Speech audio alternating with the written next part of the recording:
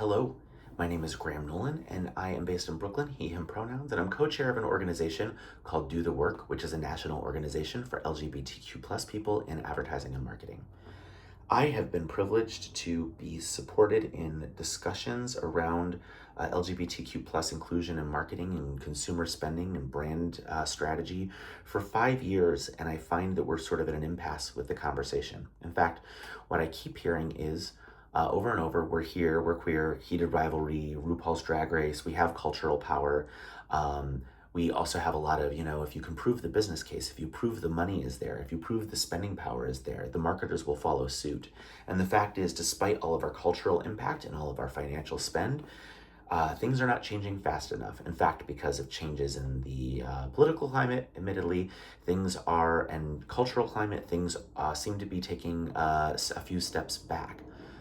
And I think it comes down to we need to step out of what we want to say and step into the voice, step into the seats of who needs to hear it. And the people who need to hear it are the CEOs and the CMOs who make the decisions about how brands invest in advertising and marketing.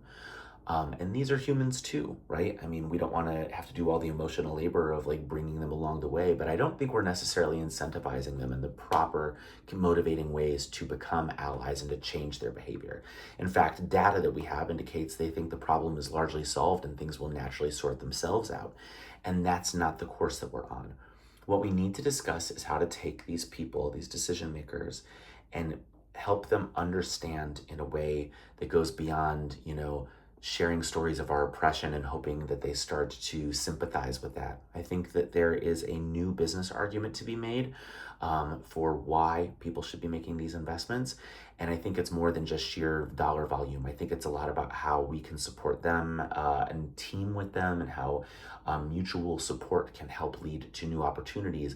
But basically, instead of just yelling at people and telling them you have to spend on us and you have to do the right thing by us, I think it has to be a message about how we're going to work together in new ways to make the risk that they are taking worthwhile from a financial standpoint. And I think that we, as a panel, with all of our marketing expertise, agency expertise, brand expertise, that will be joining this discussion, that we are in a position to explore the next level of this conversation, so we're not just speaking to the choir from now on, and that we're able to bring in new allies.